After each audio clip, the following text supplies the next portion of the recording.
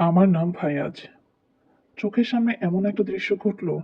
৩ বছর আগে যখন প্রথম এই ছেলেটিকে দেখেছিলাম, সেদিন ছিল আমাদের ছাত্র জীবনের শেষ দিন।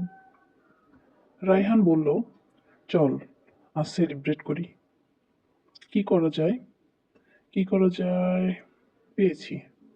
চল তোকে কাবাব খাওয়াবো। পোড়া মাংসের গন্ধে খাবার এসে পৌঁছাবার আগেই তোর ঠোঁটের কোণ বেয়ে লোল পড়বে। দেখে দেখে আমি হাসবো, সিরিয়াস, অনেক মজা হবে। রায়হান আর আমার বন্ধুত্ব হলো যাকে বিজ্ঞানের ভাষায় বলে সিম্বায়োটিক রিলেশনশিপ। পরস্পর নির্ভরশীলতাই যার ভিত্তি। রায়হান বিশাল বড়লোকের ছেলে। ওর দাদার দেয়া হাসপাতাল ওদের পারিবারিক সম্পদের একটি অংশ। সুতরাং মেধা থাক বা না থাক, ওকে ডাক্তার হতেই হবে। আর আমি হলাম গরিবের মেধাবী ছেলে। মেধার জোরে ভর্তি পেয়েছি বটে, কিন্তু নুন আনতে পান্তা ফোড়ার অবস্থা। রায়হানের সুবিধা, আমি ওকে পড়াশোনায় সাহায্য করি। আমার সুবিধা, সে আমার পকেটের অবস্থা বুঝে। আমাকে কিছু বুঝতে না দিয়ে আমার সুবিধা অসুবিধার দিকে খেয়াল রাখে। সব দিক মিলিয়ে এই বন্ধুত্বে উভয়েরই লাভ। আমরা উভয়ই জানি আমরা পাশ করব।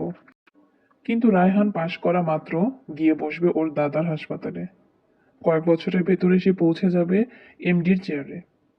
আর আমার চিন্তা, আমাকে কোন পাহাড়ে বা কোন অজপাড়া পাঠানো হবে। যাক, এই সুযোগে একবার কাবাব খাওয়া হয়ে যাবে, এটাই লাভ। দোকানে গিয়ে পোড়া মাংসের গন্ধে আসলেই আমার জিভে জল আসতে লাগলো। অপেক্ষার প্রহর যেন আর শেষ হয় না। এমন সময় আজকের এই ছেলেটা একটা মেয়ে নিয়ে প্রবেশ করলো। গিয়ে বসলো রায়হানের পেছনের টেবিলটায়। ওদের অন্তরঙ্গতা দেখে মনে হচ্ছিল যেন ওরা স্বামী স্ত্রী। কিন্তু স্বামী স্ত্রী পাবলিক প্লেসে এতটা অন্তরঙ্গতা প্রকাশ করে না, কারণ ওদের অন্তরঙ্গ হবার জন্য বাড়িঘর রয়েছে। মেয়েটা হলো যাকে বলে আগুনে সুন্দরী, হাসিতে মুক্ত ঝরে টাইপের। এত সুন্দর মেয়েটা কেন কারো ঘর আলো না করে এমন একটা ছেলের সাথে ঘুরে বেড়াচ্ছে, যে তার মান সম্মানের কোনো পরোয়াই করে না? সেটা বুঝতে পারলাম না। যাক, বড় বড় লোকের বড় বড় কারবার। আমার মতো গরিবের ছেলেরা বুঝবে, তাই বা আশা করি কি করে। নিজের অজান্তেই বারবার চোখ চলে যাচ্ছিল মেয়েটার দিকে। মন বলল, হে ফায়াজ, তোমার প্রভু তোমাকে যে চোখ দিয়েছেন, তার হিসাব কিন্তু তাকে বুঝিয়ে দিতে হবে। ভুলে যেও না। মনের উপর জোর খাটিয়ে রায়হানকে বললাম, না, আজ কাবাব খাবো না। চল যাই, নিচে যাই। ওর আপত্তি উপেক্ষা করে অর্ডার ক্যান্সেল করে দোকানের বাইরে গিয়ে দাঁড়িয়ে রইলাম। মহা খেপা হয়েছিল রায়হান সেদিন, কিন্তু আমি ওকে আজও বলিনি কেন সেদিন এমন অদ্ভুত আচরণ করেছিলাম। পোড়া মাংসের তীব্র গন্ধ অতীত থেকে টেনে ফিরিয়ে নিয়ে এলো। মেয়েটা 2 দিন হলো হাসপাতালে মৃত্যুর সাথে পাঞ্জা লড়ছে। প্রতিটি শ্বাস প্রশ্বাসে কষ্টের শব্দ। কিন্তু এই কষ্ট তার নিজের হাতে শ্রেষ্ঠ। 4 বছর প্রেম করার পর বয়ফ্রেন্ড বিয়ে করবে না জানিয়ে দেওয়াতে সে নিজের গায়ে আগুন দিয়েছে। পরিবারের সবাই মিলে আগুন নেভাতে নেভাতে ততক্ষণে শরীরের অধিকাংশ পুড়ে কয়লা হয়ে গিয়েছে।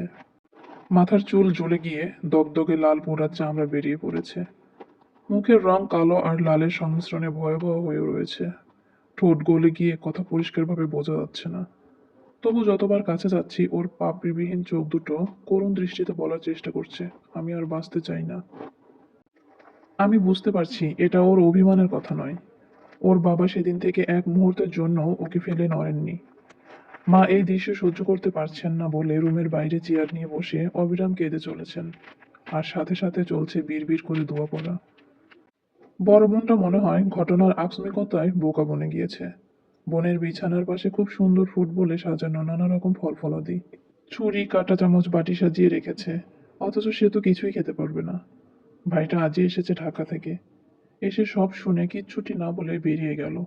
কিন্তু মেয়েটির বর্ণাতীত কষ্টের সামনে এই স্নেহ মায়ার বন্ধন যে বড় ঠুনকো। ভাইটা এইমাত্র ফিরে এলো 3 বছর আগে দেখা ছেলেটিকে নিয়ে। ওর কলার চেপে ঘাড় ধরে ঠেলতে লাগলো মেয়েটির দিকে। তুই আজ এখনই ওকে বিয়ে করবি। ছেলেটি মেয়েটিকে দেখে শিউরে উঠে পিছিয়ে আসতে লাগলো। ভাইটি ধাক্কা দিয়ে সামনে এগিয়ে দিল। কেন, ওর সাথে 4 বছর ঘোরার সময় এত ভালো লেগেছে? এখন আর আমার বোনকে তোর ভালো লাগছে না, তাই না? আব্বা, ওকে চোখে চোখে রাখবেন। ও যেন কোনো দিকে পালাতে না পারে। আমি এখনই বিয়ে পড়াবার ব্যবস্থা করছি। বাবা অসহায় দৃষ্টিতে তাকিয়ে রয়েছেন। আমি হতবাক। চোখের সামনে যা ঘটছে তার চেয়েও হতবাক এই ভেবে যে এই সেই আগুনে সুন্দরী। এই মুহূর্তে ওর চেহারা, ওর গন্ধ, ওর কষ্টের শব্দ, ডাক্তার হয়েও আমি সহ্য করতে পারছি না। এই ছেলে তাকে সহ্য করবে কি করে? খবর পেয়ে রায়হান হন্তদন্ত হয়ে ছুটে এলো। ও, বলা হয়নি, আমাকে আর শেষ পর্যন্ত পাহাড়ে জঙ্গলে যেতে হয়নি।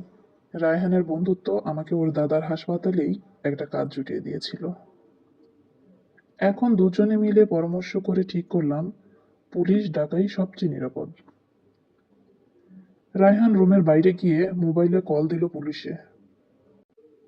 ততক্ষণে মেয়ের ভাইয়ের হুঙ্কার শুনে বোঝা যাচ্ছে সে প্রস্তুতি নিয়ে এসেছে। হঠাৎ ছেলেটা লাফিয়ে উঠল। ফুটবল থেকে ছুরিটা তুলে নিয়ে বাতাসে পোজ দিতে দিতে বলল, আমি ওকে বিয়ে করতে পারবো না। আমাকে বাধ্য করার চেষ্টা করলে ভালো হবে না। মেয়ের বড় বোনের উপর মেজাজটা খুব খারাপ হলো। ফ্রুট কাটার জন্য এত বড় সাইজের ছুরি লাগে নাকি? এটা দিয়ে গরু জবাই করা যাবে। ছোট ছুরি হলেই চেষ্টা চালিয়ে দেখতাম ওকে নিরস্ত্র করা যায় কিনা। মেয়ের ভাই ঘরে ঢুকে ওর কাণ্ড দেখে খুব রেগে গেল। তার পরের ঘটনাগুলো অকল্পনীয় দ্রুত গতিতে ঘটতে লাগলো। রায়হান আমার মনোভাব বুঝতে পেরে আমাকে শক্ত করে ধরে ফেললো, যেন আমি ছুরি হাতে রাখা ছেলেটির দিকে এগোতে না পারি। মেয়েটির ভাই ছেলেটির দিকে এগিয়ে যাবার চেষ্টা করছে। বুড়ো বাপ বাধা দিয়ে কুলে উঠতে পারছে না। ভেতরে হুটোপুটির শব্দ শুনে বড় বোন কি ঘটছে দেখার জন্য এসে বেহুশ হয়ে দরজার পাশেই এলিয়ে পড়েছে। মেয়েকে ধরতে এসে মা ঘরের ভেতরে দৃশ্য দেখে দিলেন এক গগনবিদারী চিৎকার। ছুরি হাতে ছেলেটা ওদিকে তাকাতেই মেয়েটির ভাই ওর কাছ থেকে ছুরি ছিনিয়ে নিতে পা বাড়ালো। সাথে সাথে ছেলেটা সবাইকে হতভম্ব করে দিয়ে মেয়েটার হৃৎপিণ্ড বরাবর ছুরিটা বসিয়ে দিল। সাথে সাথে সব স্তব্ধ। মেয়েটার সামান্য একটা দীর্ঘশ্বাস, তারপর ফিনকি দিয়ে রক্ত ছুটল। রায়হান এবার আমাকে ছেড়ে দিয়ে গিয়ে ছেলেটাকে ধরে ফেলল। ছেলেটা নিজেও বিশ্বাস করতে পারছে না সে এইমাত্র কি করেছে। সে বারবার বলছে, আমি ওকে বিয়ে করতে পারবো না, আমি ওকে বিয়ে করতে পারবো না। আমি ততক্ষণে ছুটে গিয়েছি মেয়েটার পাশে। না, মনে হচ্ছে না ওকে বাঁচানো যাবে। ওর শরীর এমনিতেই গত দুদিন ধরে যুদ্ধ করে ক্লান্ত। ছুরিটা বিঁধেছে ঠিক ওর হৃৎপিণ্ড বরাবর। ওর নিঃশ্বাসের শব্দ বলছে ও এবার এই যন্ত্রণা থেকে মুক্তি চায়। মেয়েটার বাবা ঘটনার আকস্মিকতায় পাথর হয়ে দাঁড়িয়ে রয়েছেন। চলার শক্তি হারিয়ে ফেলেছেন যেন। মেয়েটার ভাই দুই হাতে মাথার সমস্ত চুল আঁকড়ে ধরে হাঁটু মুড়ে বসে পড়েছেন, যেন সে পারলে পুরো ঘটনা আবার রিওয়াইন্ড করে এবার ঠিকভাবে করত। দরজার কাছে নার্স মা মেয়ের নিথর দেহগুলোতে জ্ঞান ফিরিয়ে আনার চেষ্টা করছে। এর মাঝে মেয়েটার আত্মা ওর দেহ থেকে মুক্ত হয়ে উড়ে গেল। মনে মনে ভাবলাম, যাক, সে অন্তত এই নরক যন্ত্রণা থেকে তো মুক্তি পেল। পরক্ষণেই মনের আনায় ভেসে উঠল, যে ভয় করে সে উপদেশ গ্রহণ করবে, আর যে হতভাগা সে তা উপেক্ষা করবে। সে মহা অগ্নিতে প্রবেশ করবে, অতঃপর সেখানে সে মরবেও না, জীবিতও থাকবে না। সূরা আলা আয়াত নাম্বার 10 থেকে 13। আমার অন্তরাত্মা কেঁপে উঠল। এই জীবনে আমাদের কৃতকর্মের শাস্তি যতই কঠিন হোক, মৃত্যু একসময় তার সমাপ্তি টেনে আনে, শান্তির পরশ বুলিয়ে দেয়। কিন্তু এর পরবর্তী অধ্যায়ে মৃত্যুর অনুপস্থিতি এক বিরাট পার্থক্য সূচনাকারী ফ্যাক্টর। সেখানে কোনো মৃত্যু, চেতনাহীনতা বা দুর্বলতা আমাদের আগুনের তেজ থেকে সাময়িক নিরাপত্তাও প্রদান করতে পারবে না। তবে কিসের আশায় আমরা এই জীবনটা হেলাফেলায় কাটিয়ে দিই, যেখানে এটি একমাত্র ফলাফল নির্ধারণকারী পরীক্ষা। হঠাৎ মেয়েটির জন্য করুণা এবং বিষাদে ছেয়ে গেল মন। বেচারি, ওর প্রভু ওকে উজাড় করে দিয়েছিলেন, কিন্তু বিবেচনার অভাবে সে এদিকেও কিছু পেল না, ওদিকেও কিছু পাবার সম্ভাবনা দেখা যাচ্ছে না। নিজের আশঙ্কায় কেঁপে উঠলাম। হে আমাদের পালনকর্তা, সরল পথ প্রদর্শনের পর তুমি আমাদের অন্তরকে সত্য লঙ্ঘনে প্রবৃত্ত করো না। আমাদের তোমার অনুগ্রহ দান করো। তুমিই তো সর্বশ্রেষ্ঠ দাতা।